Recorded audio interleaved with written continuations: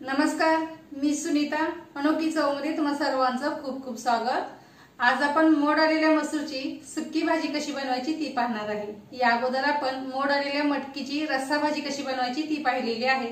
तर त्याची लिंक मी खाली तुम्हाला डिस्क्रिप्शन बॉक्स मध्ये देते. तो व्हिडिओ माझा नक्की पहा. आणि ही भाजी कशी बनवायची त्याचा व्हिडिओ स्टार्ट करूया. सुकी भाजी बनवण्यासाठी ते मी 1 वाटी मोड आलेले मसूर घेतलेले आहेत. हे मोड मी घरीच आणलेले आहेत. कोणतेही कडधान्य असेल जर त्याला मोड आणायचे आहेत तर तुम्ही कमीत कमी 8 ते 10 तास भिजत घाला.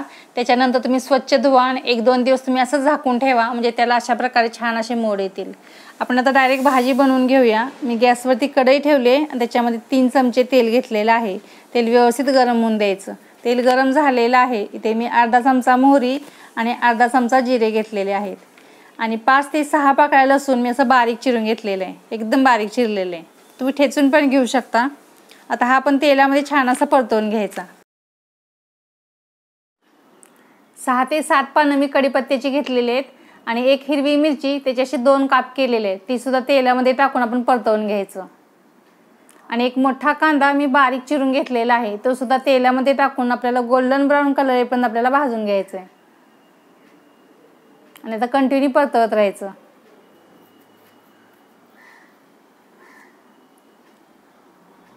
मसाले व्यवस्थित भाजले म्हणजे भाज्या सुद्धा छान होतात, म्हणून मसाले भाजणे खूप गरजेचं आहे. आणि कांदा आपला भाजत आलाय तो पण मी 1 छोटा टमाटा बारीक चिरून घेतलेला आहे. तो सुद्धा आता ह्या तेलामध्ये टाकून आपल्याला परतवून घ्यायचं आहे. आणि टमाटर सुद्धा तेलामध्ये छान असा शिजला पाहिजे म्हणजे परतवून घ्यायचं. आणि झाकण ठेवून 1-2 मिनिटं आपण हा टमाटा शिजू द्यायचा. पहिला परतवायचा व्यवस्थित.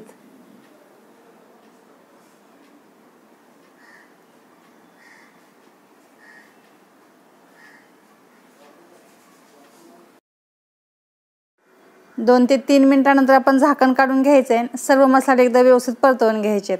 एक कांदा लसूण वगैरे एकदम लालसर कलर आलेला आहे आणि टमाटर सुद्धा थोडा सॉफ्ट झालेला आहे.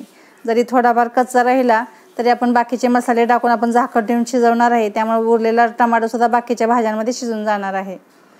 आता हे सर्व मिक्स करून झाले की आपण पावडर मसाले ॲड करायचे आहेत. इथे मी 1/2 चमचा हळद घेतलेली आहे आणि अर्धा चमचा इथे मी धना जिरा पावडर घेतलेले आहे. आणि 1 चमचा लाल तिखट म्हणजे हा कांदा लसूण मसाला आहे. हा व्यवस्थित परतवून घ्यायचा आणि झाकण ठेवून आपल्याला हा मसाला सुद्धा शिजला पाहिजे, म्हणजे साईडने एकदम तेल सुटलं पाहिजे. तर आपले मसाले व्यवस्थित भाजले जातील आणि भाज्या सुद्धा छान होतील.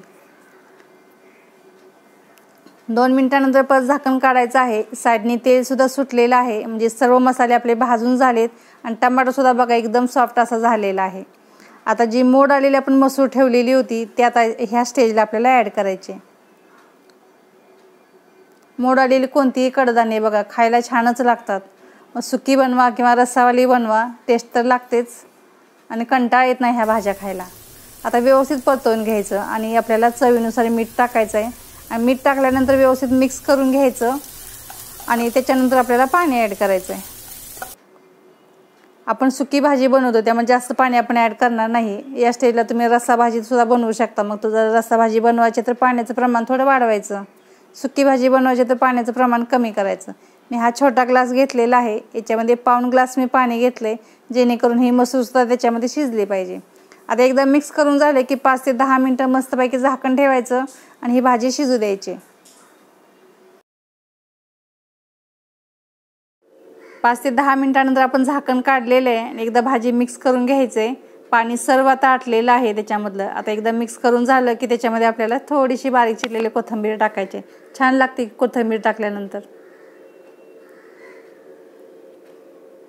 आता कोथिंबीर सुद्धा आता मिक्स करून झालेले आहे. आता फक्त 1-2 मिनिटं फक्त झाकण ठेवायचं आणि 2 मिनिटं शिजू द्यायची.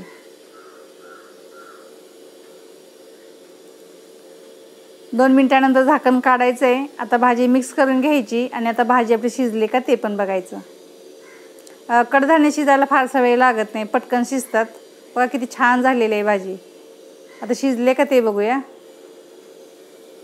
बघा ही भाजी सुद्धा आपली तयार झालेली आहे. तर ही तयार झालेली भाजी आपण एका प्लेटमध्ये काढून घेऊया.